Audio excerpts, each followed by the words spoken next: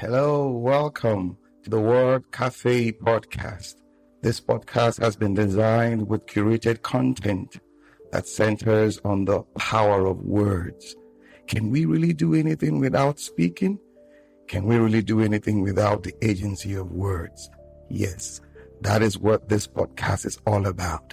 And I am your host, Amakri Isoboye, your neighborhood word trader. I believe in the power of words, for it is the unit of creation. I trade in words to profit my world.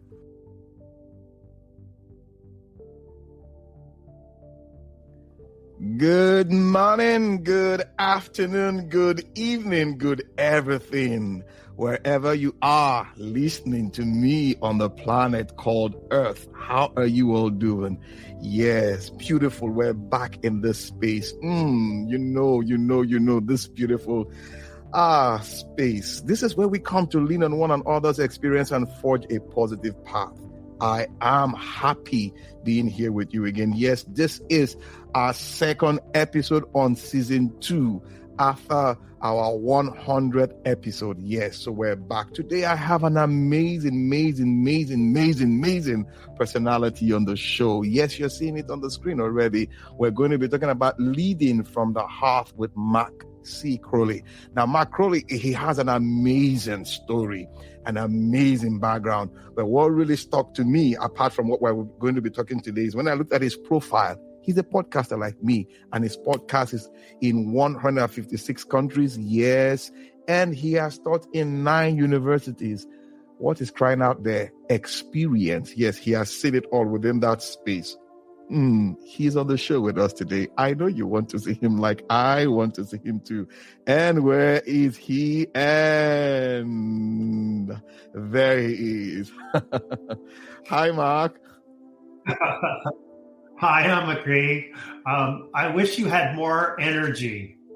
I'm just kidding. You're like the most energetic host I've ever had, ever. So, Thank you, Mark. Thank you. So how are you? What's it like at your end? Well, hello from California in the United States, and things are good here. So thank you for asking. How about with you? Very well from Nigeria, Abuja here. We're in that period of the year when it's pretty sunny and hot. You know, temperatures can go as high as 40 and what have you. As in where I am, I mean in Abuja, you know, at this particular time in the year. But just about that, we're good. So, you know, I guess you heard the introduction, and I was telling my guest, my audience, I beg your pardon, about Mark. But I'd like you to tell us, who is Mark C. Crowley? Let's meet Mark for the first time. Well, okay. So I'll give you in America, there's a magazine. I don't even think it exists anymore. But it was called Reader's Digest, and they would just take a quick summary of a book, and people could read it in 5 seconds and think they've read the book. So my book story is that I spent about 25 years in financial services. So kind of an aggressive world, typically, right? Especially in terms of how people are competing with each other for career growth and so forth. And in that time, I managed people very, very differently. And what I came to realize in the process, Amakri, was that, we can get into this, but my upbringing had an enormous impact on influencing how I'd go on to manage. And I ended up writing a book called Lead from the Heart, which, for all intents and purposes, describes what is a philosophy about leadership that just completely tosses away traditional leadership theory. So particularly in major corporations and really traditional thinking about leadership is that the only way that we can get somebody to work hard is to oppress them. So we're going to pay them as little as possible. We're going to squeeze as much out of them as possible. And we're going to manage them with fear and lose this job. And so we're creating this hostility in the employer to employee relationship right day one. And so what I found was that by caring about people, by genuinely valuing them, making them feel that they matter, helping them to grow, deeply appreciating them, and actually making them feel safe so that they don't go home on Friday night wondering, does Mark like me? Am I going to be able to keep my job? That people fantasize a lot about, how do I stand? Am I going to be okay? And so I just did all those things. And what I found is that not only did people thrive, and not only did people want to work for me, so I had people beat a path to come to work for me. So I always attracted really talented, highly motivated people. And it was because I was giving them everything that they needed as a human being. And so I'm on a mission with this book. And with the whole idea of leading from the heart, what I'm fundamentally trying to say is that our old ideas of leadership are worn out. We have no report card that demonstrates that the way we've managed people historically is effective. Like, there's just simply no evidence that it works, but we just keep doing it nevertheless because it's all we know. The opposite is, if you care about people, which is what we've always believed you shouldn't do, needn't do, you're affecting people here, biologically, in their heart. And feelings and emotions drive human behavior. We think we're rational beings, but everything happens here first. Everything happens from a feeling and emotional standpoint. And so if you understand that, and you understand that feelings are influencing how people are engaged and whether or not they're happy at work, how you make people feel is really the most important aspect of leadership. And so I'll stop there and see if that gets things going here. I got your book, a electronic copy of your book, that is, and started reading it. But the beginning part of it, I just got stuck. Like your story about with your experience with your dad, how vulnerable you were, explaining, and how that drove you into where you are today in terms of leading from the heart. Can you share with us what that meant to you and how it brought you to this point in time? So it's a very good question, and it's a very good follow-up question to what we were just talking about. It's interesting. My dad was 51 years old when I was born, and he had already achieved a very high level of career success. Financially, was well-to-do. But my mom died when I was 9. And what I came to realize in looking back, and particularly in writing the preface that you were describing, was that my mom really insulated me from my father up until the time that she had died. But from that point forward, I was raised by my father, and even to this day, don't fully understand it. But his motivation was unlike any other father that you could imagine. Like, his motivation was to harm me, to cripple me, to undermine my self-esteem, my sense of well-being, my optimism about my future, about my own abilities. And you just imagine having a father that doesn't believe anything about you, doesn't feel good about you, doesn't see a bright future for you. So start there. But on top of that, he would come home from work and he would just scream at me. And he was often, he'd had a couple drinks on the train on the ride home, and he'd drink more at home. And so it just became, I was a punching bag for him for my entire childhood. And so after doing a very good job of undermining my sense of self and my belief in myself and my self-confidence, he chose to surprise me, and he kicked me out of the house a couple of days after I graduated from high school. So I'm 18 years old. I'm thinking I'm going to go to college. And he not only said, you need to move out, but he offered nothing. So there was no financial support, no help for going to college, no coming home for holidays, Christmas or, birthdays. I saw him just a few times before he died 15 years later. And what he propelled to me to do, Amakri, was, he kicked me out with nothing. And I worried many, many days, how am I even going to survive? At this point, I didn't even have a job, and I'm trying to go to school. And it's interesting because he told me that I would never amount to anything, that I was going to be a big failure. And so I always believed that I needed to go to college to refute that.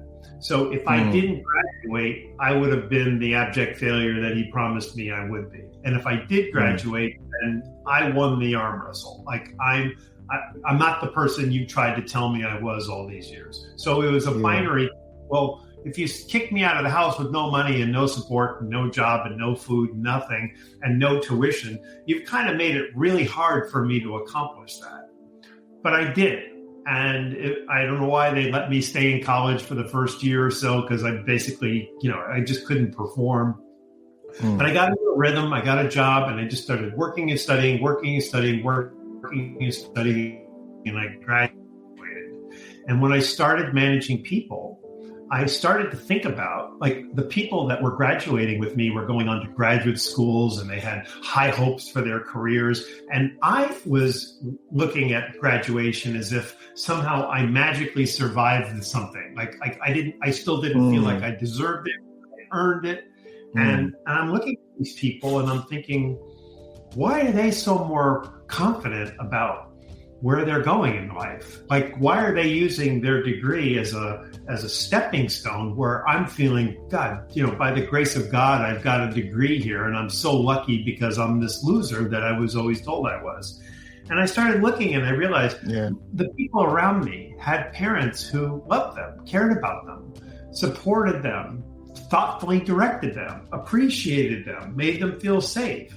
And so when I started managing people, I didn't do this consciously, but I just had this, I think I had this dream in my mind, or a fantasy in my mind, that if I gave people who work for me everything that I always wanted and never got, could I make them infinitely more successful and productive? Could I do so? In other words, I never got it, but if I give it to them, what will happen? And of course, people went on to thrive in some of the most extraordinary ways, and everything that I was managing was successful. I didn't know why. I just took it for granted that, everybody manages this way. This is the way it all works, and I'm having a success, so why question it?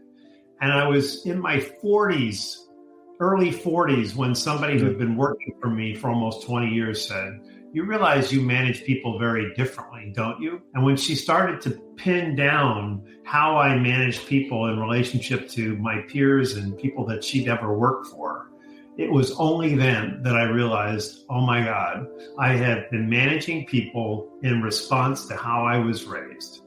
And what a miracle this is. And that has led me down to refining my understanding of it, but ultimately writing a book that proves that this is universal. This is people all over the world, man, female, it doesn't matter your age, it doesn't matter your education, it doesn't matter what job you're doing. Human beings respond to this. I'll stop there. Yeah. Now, listening to you, it tells me you've gone through a lot, and somehow you've come to discover what I call it the heart principle of leadership. Like, you approach leadership from the heart, more or less bringing yourself to the level of the people, not necessarily dragging yourself down, but understanding with them. And that's okay. If I make this available, if I do this in a positive sense, will it propel this person forward in doing the best?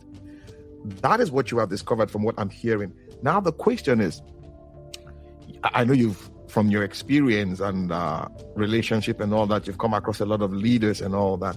How has it been for you trying to, would I say, market this philosophy or sell this idea to your peers at that level, the C-suite and all that? Are they welcoming it? Are they embracing it? Stay with us. We'll be right back. Hello, nerds. Come listen to the History Nerds United podcast, and let's make history fun again. We interview today's best authors, whether they are established Pulitzer Prize winners or someone debuting their first book. Let us show you that history is not a boring class you took in high school, but a place where the best stories come from. And we don't just cover history. We also love to chat about true crime, biographies, memoirs, and so much more. So head on over to History Nerds United, and let us introduce you to your new favorite book and learn the story behind the story. History Nerds United.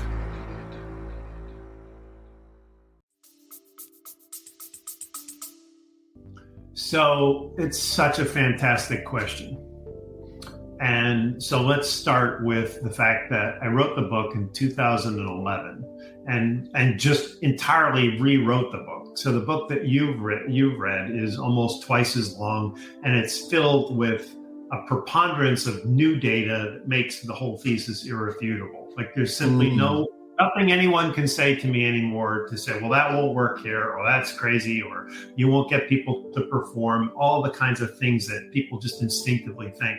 But, when it came out in 2011, I had no background, no platform, nobody knew who I was. And so I hired a marketing strategist, paid her a lot of money to help me figure out how to build a brand, how to build a social media presence. And instead of doing any of that, what she told me in 2011 was, and I'm not going to use her language, but your listeners will be able to fill it in. She said, look, I want to give you my best advice. And my best advice is you're going to effing fail if you continue to use the expression lead from the heart. So what she was trying to tell me is that the world isn't or wasn't ready for it at the time. And in many respects, she was right, because we hear heart and we just immediately think, oh, he's got to be a spiritualist or a nut. He doesn't get business. And so it's important for your listeners to know that I'm also not just a heart leader, but I'm a demanding leader. My belief is if I'm going to support people in such a deep and profound way, then people are set up for optimal performance. So let's do something great. So my teams were always setting records and doing extraordinary things because I was expecting them to do more because they were getting more. And who wants to be average, right? So, but what happened was educators, so colleges came to me and said, what you're talking about it has to be the future of leadership. Like this has to be. So one university picked it up and then another university. And so now you said 9, actually last week, another university just picked it up in America. So 10 colleges, 10. Wow. And so that's what kept me going was, okay, somebody is seeing the truth in this. And they're teaching people that are growing into leadership roles. So I'm very happy about that. But it's people my age and people that have been in managing for a long time saying, well, why would I want to change? I've been successful. We don't need to change how we lead. So that's been the resistance. But the big issue and what, is changing consciousness, in my opinion, is the 2-year pandemic, because people had plenty of time, Amakri, to think about, am I happy with my job? Am I happy at my company? Does my boss care about me? And in America, like 75 million people quit their jobs since January of 2021. And you look at that and you go, that's a big disruption. Why would you quit your job? The big disruption there. People are unhappy with the way they're managed, and they're like, I got to go somewhere else. I got to go do something else. And that is the difference between 2011 and 2022, is that people are now like, I don't want to work for a manager that doesn't care about me, that doesn't support me, that doesn't come and advocate for me. So I always believed that the world would come to me. I just never imagined that it would be a global pandemic that was going to make it happen. Amazing.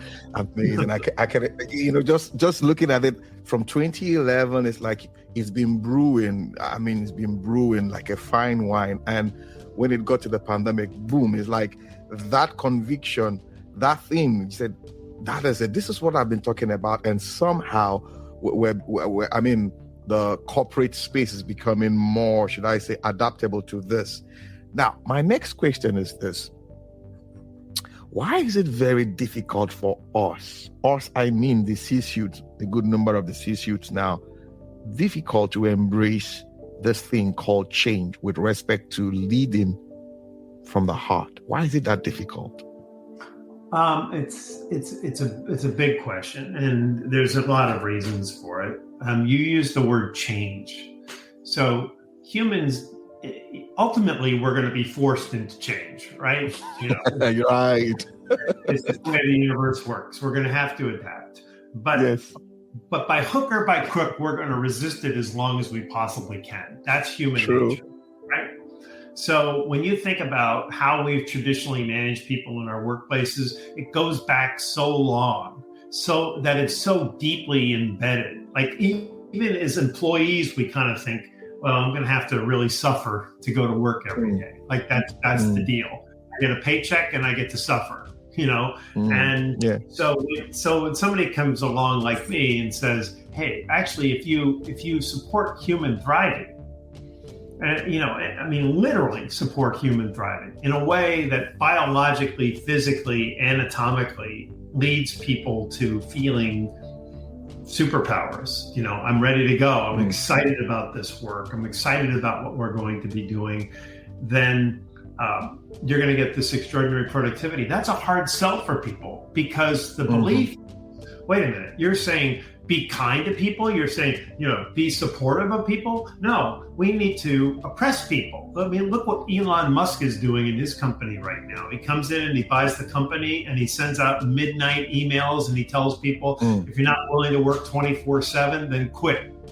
I mean, this is like, he just spent $44 billion and comes in and starts managing people with a gun, like, my way or the highway kind of a thing. And so a lot of people think, well, he's Elon Musk, so he can get away with this. I happen to believe he's not going to get away with this. I think people have shifted. I think people just aren't willing to accept this anymore. And if you don't honor the person and don't honor the fact that they have a life outside of work, and again, if you just show people that you care about them, it doesn't mean that you roll over and play dead and let them just, play solitaire all day long. That's not what I'm talking about. What I'm talking about is helping people to thrive personally as a means of helping them to do great work. And so the final piece of this Omicry is just the word heart. This woman that told me that I was going to effing fail, what she told me was never use the expression lead from the heart again. And so I had a moment to make this decision. And, it's like a fork in the road. And I had to make a decision.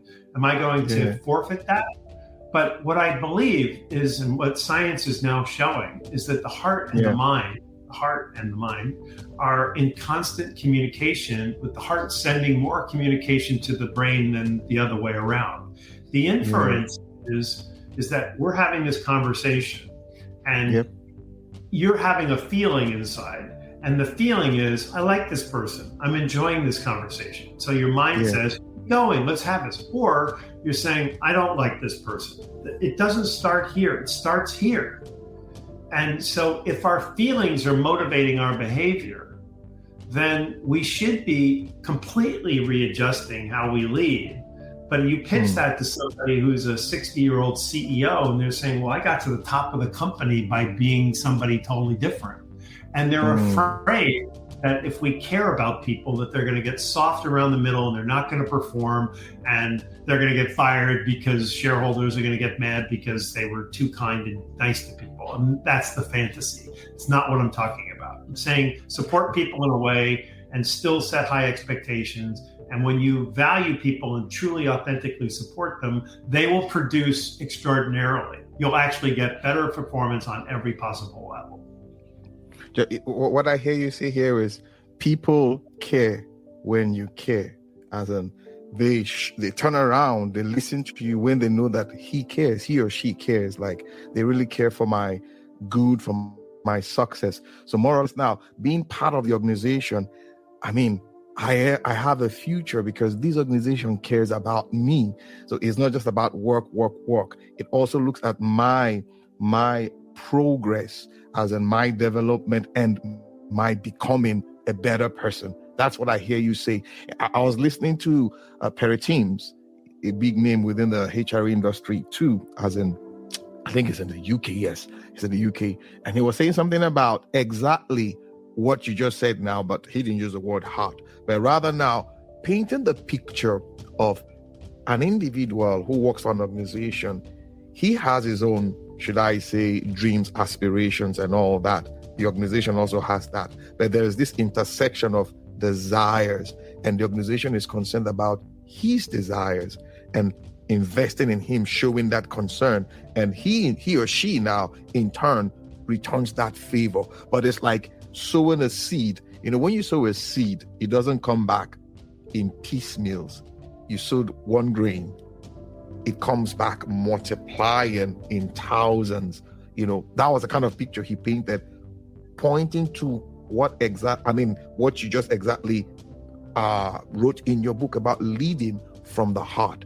And honestly, from where I stand, I see that going forward for any organization globally, after what had happened in 2020, the pandemic, we just have to revisit our style of leadership. We need to, in the corporate space, and seeing your work leading from the heart caught it for me. It did, absolutely. Oh, guys, we've been discussing with Mac Crowley, lead from the heart. You'll agree with me, he has this amazing perspective to leadership, and it is what we need to embrace. Mark, thank you so much. I'm going to ask you this question. Would I say second to the last question, because I know you have your hands full of so many things, and I need to let you go to catch up with them. Now you have 10 colleges using your material in the US. What's your plan outside the US in getting this, should I say, concept maybe in Africa, Asia, South America, and the likes? What's the plan? Well, yeah, it's interesting because somebody went on LinkedIn just yesterday and said, this guy's book is being taught in 10 American universities, and what's wrong with the rest of us? Where's Europe? Where's Australia? Where's Africa? Right? I'm not kidding. So you're asking a really great question. And I think it goes to the trajectory of, so let's say that you are a kid, you're a young boy, and you see all the kids around you, and they're taller than you. And you go, I want to be tall. And you don't see your growth, and all you see is the tall kids, and you keep saying, I want to get tall. But then you get to be 35 years old, and you realize, you look around and you're like, I'm taller than everybody now. Right? Right. But in the time when you feel like you're not growing, there's pain involved with that. It's like, I'm a shorty, I'm a shrimp, I'm not going to ever grow. And this is the journey that I've been on, is this sometimes where it's just doubt. Like, I know I'm speaking truth. I know I have the answer. Like, there's no question. And so when people resist this, or just dismiss it, or just don't even take it seriously, it's been painful for me, because I want to be tall, but now we're 11 years later, we're having this conversation. You and I across the world are having this conversation. Yes. This is an idea that's resonating in Nigeria when it didn't resonate anywhere in major businesses 11 years ago, 10 years ago, 9 years ago. So I'm getting taller. And I'm not getting taller. The message is getting taller. And as the message gets taller, it's going to be more recognized. So I'm now further along in the journey to believe that it's just a matter of time. It's not a matter of anything that I need to do or you need to do. It's the world is going to embrace this. And here's my answer why. We have always believed in business. I'm the business owner, or I'm the manager. I get to control everything. I get to tell you what you're paid. I can tell you when to show you. It's reverse. We're in this point now where people are saying, I don't want to work for somebody that doesn't care about me. I don't want to work for a company that's going to exploit me any longer.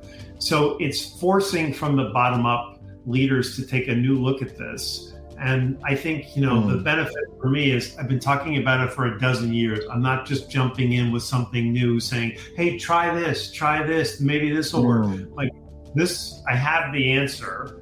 And I think as more organizations take a look at this and realize, wow, like this actually works, then you're going to see an explosion of acceptance around the world. That's my belief. Beautiful. And you rightly put it. It's like it's all about time. There's nothing extra to be done. Just keep doing what you're doing, and it's all about time. And when that time is right, it just blows, or rather it blossoms, as in, and we all see it, and it's like, wow, that is what we need. Thank you so much, Mark. Thank you. Now, how do you unwind? Because you look pretty busy, as in pretty busy. How do you unwind in the midst of all of this? I live near the ocean, and I wake up at 4:30 every morning, and by 5 o'clock I'm on the beach in the dark by myself, and I walk for an hour every single day. And there's just something about being the only one on the beach in the dark with the stars, sometimes the moon, glowing, the ocean sound.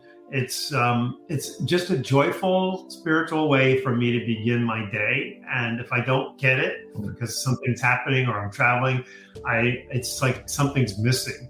So this is just something that is found, ever since COVID. I used to go to the gym in the morning, and there'd be bright lights and pounding music. And what I found is just having that quiet hour to myself just sets me up for success for the rest of the day. So even if I'm working long hours, which is generally the case most days, if I have that, I feel centered for the rest of the day. So that's my big joy spot right there. Beautiful, beautiful.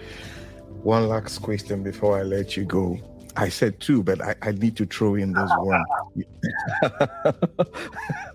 You are a father. You are a father, if not a grandfather now. Correct me if I'm wrong. Correct. On both. Beautiful. Now, what's your advice to fathers? Because we live in this dispensation, this time where the role of fathers, would I say, is becoming more needed than ever. From where you stand, from the heart, what's your advice? It's interesting because I'm sort of the beneficiary of a corrupt upbringing, right? I mean, I'm the big winner here because of what I've learned, but I also suffered a lot through my life. Even to this day, there's still things that I remember my father saying that still create pain for me. So in raising my own son, I most certainly did not want him to have any of that. And he got married a few years ago, and I was his best man in his wedding. So that told me. Sorry. You were his what? It's called the best man. So at a wedding, you know what that means? Yeah. So beautiful. And so it speaks to our relationship.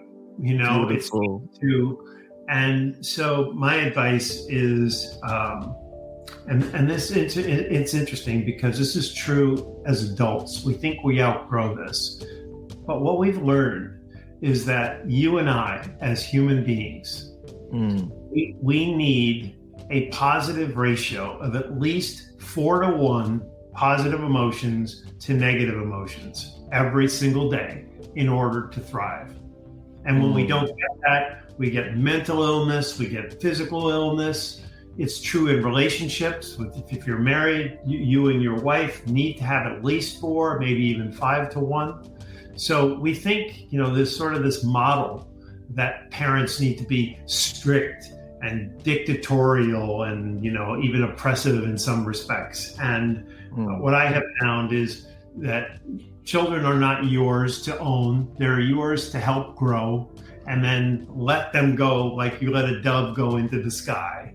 And so positivity is the way to go. And you can still have high expectations of your children. You can still expect certain behaviors, but love them. Just love them. Show them how much you love them, and create the sense that no matter what they do, no matter who they become, that you love them. I think, and by the way, you mentioned this, but my son now has 3 children, and I see they adore him. He has mimicked this. He is that person. He is the lead from the heart father. And I didn't ever like sit him down and teach him, or he just observed like what worked for him and what made him feel good. And he's giving it to his own children, and they're beautiful and they're thriving and they're wonderful people, little kids, but you can see just the energy, the souls in these kids that he brings out by the way he relates to them and how he treats them. And, you know, that's the way to go. Beautiful. Thank you so much. I got that. Children are not yours to own. They are yours to grow. I got that. Guys, we've been discussing. I got it. We've been discussing with Maxwell Crowley, as in the author of Lead from the Heart. You will agree with me. We've been having an amazing time. You know, the idea of leading from the heart, which before now the corporate world has seen as weakness, but we've come to see that is where the strength lies. You know, that which we have, you know, for now called something weak. It is what is changing industry, the face of the workspace and all that. Oh, I wish I can keep him here, but you know, he's busy. But I know when we call upon him again, he would oblige us that opportunity to share more. Thank you so much. Guys, we need to let him go now, but you know how we do it on the show. This is where we come to, you know, lean on one another's experience to forge a positive path. Till I come your way again, it is bye for now. Mac, what do you have to say? You are the best, Amakri. You are just the joyful, full energy person. I just love being with you. So thank you. Thank you. Bye for now. Awesome time it has been with you on the Word Cafe podcast today. Thank you for being there. You can catch me up on my social media handles, Twitter, Facebook, LinkedIn, Instagram, or at Amakri Isoboye.